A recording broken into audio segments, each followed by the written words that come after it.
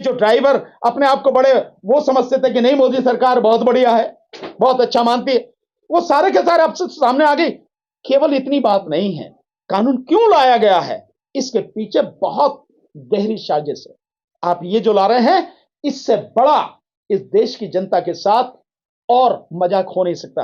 पर मोदी सरकार का तो ये काम ही है, कोई नई बात थोड़ी ही है। 2024 में यह सरकार ईवीएम के माध्यम से जीतने का षड्यंत्र जो कर रही है, और इस बार जनता ईवीएम से चुनाव होने नहीं देगी। इस बार जनता ईवीएम के खिलाफ सड़क पर आकर लड़ेगी, जन आंदोलन बनाएगी।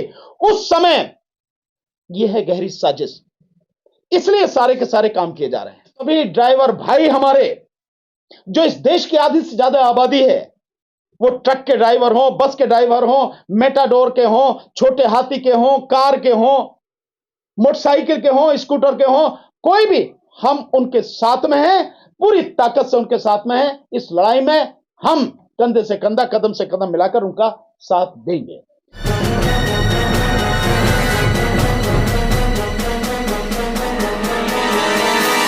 मीडिया वॉइस, आपकी आवाज। देखिए, ये सरकार जो एक कानून में संशोधन करके लेकर आई है, और वो है कि जो ड्राइवर होगा वो एक्सीडेंट अगर करेगा तो उसकी सजा 10 साल की होगी और 7 लाख रुपए जुर्माना होगा। सजा 10 साल की और 7 लाख रुपए जुर्माना। मैं एक बात बहुत सिंपल सी सीधी सी पूछना चाहता हूं इस सरकार से, क्या एक्सीडेंट कोई जान के करता है? अगर सामने कोई पक्षी आ जाए, कोई जानवर आ जाए, कोई इंसान आ जाए, वो भरसक कोशिश करता है कि किसी भी सूरत में उसको चोट ना लग जाए। और कई बार ऐसी स्थिति आती है कि उसमें वो खुद जो ड्राइवर है, उसमें बैठे हुए जो लोग हैं गाड़ी में, वो बड़े भयानक हादसे का शिकार हो जाते हैं। मैं एक एक्सीडेंट को जानता हूं, ऐसे कितना ही हैं, पर मैं एक एक्सीडेंट का उदाहरण देता हूं। बीजेपी के ही एक एमपी रहे हैं, संघप्रिय गौतम, नाम भी लेता हूं। वो लखनऊ की तरफ जा रहे थे गाड़ी से, एम्बेसडर गाड़ी में ऐसे ही एक व्यक्ति को, साइकिल वाले को बचाते हुए उनकी गाड़ी एक गहरे उसमें पोखर में, जोहड़ जिसे बोलते हैं, पूल, तालाब जिसे अंग्रेजी में और हिंदी में बोलते हैं, उसमें जाके गिरी। उनके परिवार के 4 लोगों की मौत हुई, 4 लोगों की, जिसमें उनका बेटा भी था। उनका बेटा, 4 लाशों का अंतिम संस्कार बुलंदशहर में हमने खुद, हम सब ने मिलकर वहां किया था। स्थिति क्या रही होगी आप इसका अंदाजा लगाओ। तो कोई भी जानबूझकर एक्सीडेंट नहीं करता, एक्सीडेंट हो जाता है। एक्सीडेंट यही तो नाम है, घटना, दुर्घटना हो जाता है। अब उसमें इतनी कड़ी सजा का प्रावधान कर रहे हो। अगर आपको लगता है कि इसकी जरूरत है और आप इसे रोकना चाहते हैं कि कोई जानबूझ के ना करे, तो भाई उसके लिए तो कानून पहले से ही है। अगर कोई व्यक्ति जानबूझकर एक्सीडेंट करता, चोट मारता है, तो नियत देखी जाती है, इंटेंशन कानून में, तो उसके लिए तो कानून है ऑलरेडी। अगर वो किसी की हत्या करता, कराया जाता है, बहुत से लोग एक्सीडेंट के माध्यम से मरवाते हैं लोगों को, उसके लिए तो कानून है। आप 302 में उसकी नियत है, क्योंकि जो वो सारा जो सवारी है, यानी जो गाड़ी है, वो हथियार के रूप में इस्तेमाल होगी ना, उसके लिए 302 का कानून है। आप ये जो ला रहे हैं, इससे बड़ा इस देश की जनता के साथ और मजाक हो नहीं सकता। पर मोदी सरकार का तो ये काम ही है, कोई नई बात थोड़ी ही है। ये जो ड्राइवर अपने आप को बड़े वो समझते थे कि नहीं मोदी सरकार बहुत बढ़िया है, बहुत अच्छा मानती है, वो सारे के सारे अब सामने आ गई। केवल इतनी बात नहीं है, कानून क्यों लाया गया है, इसके पीछे बहुत गहरी साजिश है। ये कानून केवल सामने से दिख रहा है कि जो वो है ड्राइवर हैं, उनको सजा देने के लिए। भाई ड्राइवर तो कौन है? आप भी ड्राइवर हो, ये सारे के सारे जितने पत्रकार बैठे, भैया मोटरसाइकिल पे आए हो ना, कार से आए हो ना, तो ड्राइवर तो तुम भी हो, मैं भी हूं। इस देश में मैं समझता हूं छोटे मोटे बच्चों को छोड़ के बाकी सारे लगभग लोग जो है, मतलब ड्राइवर ही है। तो इन सबके लिए कानून है, केवल वो नहीं ट्रक चलाते हैं, बस चलाते हैं, उनके लिए, सबके लिए, सबकी गर्दन इस तरह से फंसाई जा रही है।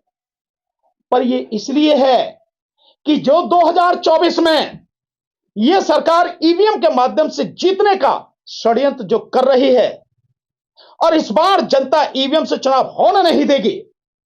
इस बार जनता ईवीएम के खिलाफ सड़क पर आकर लड़ेगी, जन आंदोलन बनाएगी।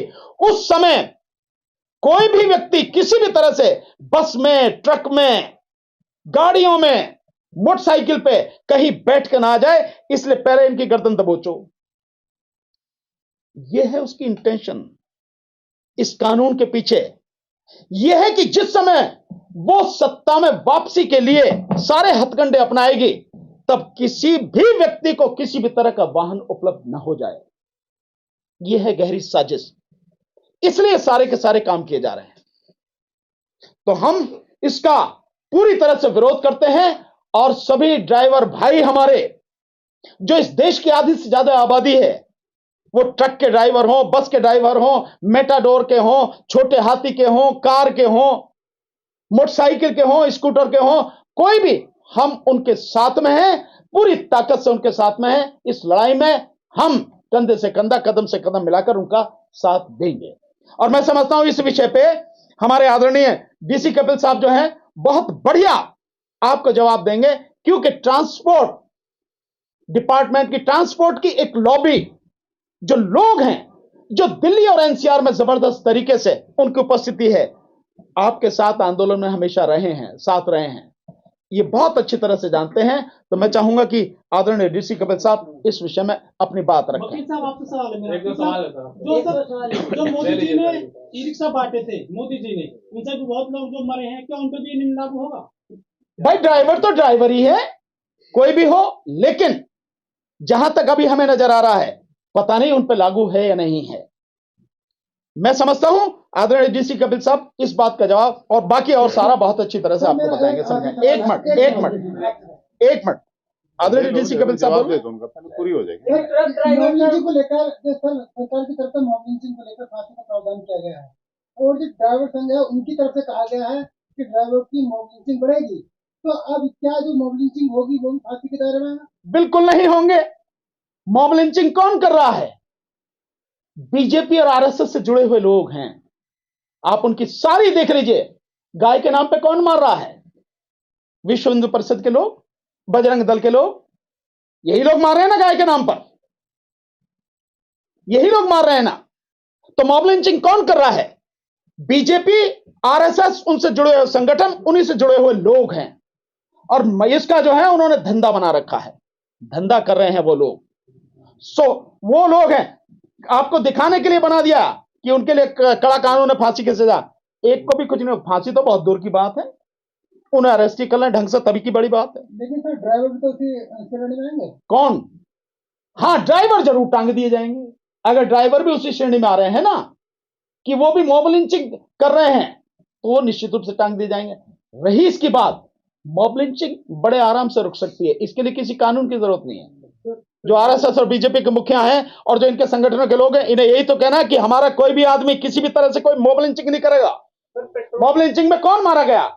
मॉब लिंचिंग में अधिकतर मुसलमान मारे गए हैं। सर, अलग अलग जगहों पे जो प्रदर्शन हो रहे हैं, महाराष्ट्र, यूपी, गाजियाबाद, तमाम जगहों पर पेट्रोल की जो है खपत, मतलब पेट्रोल कम पड़ गए हैं तमाम जगहों पर 50% तक, और गृह मंत्रालय इस पे नजर रख रहा है, इस पूरी घटना को लेकर क्या कहेंगे? भैया किसी पे नजर नहीं है उनकी।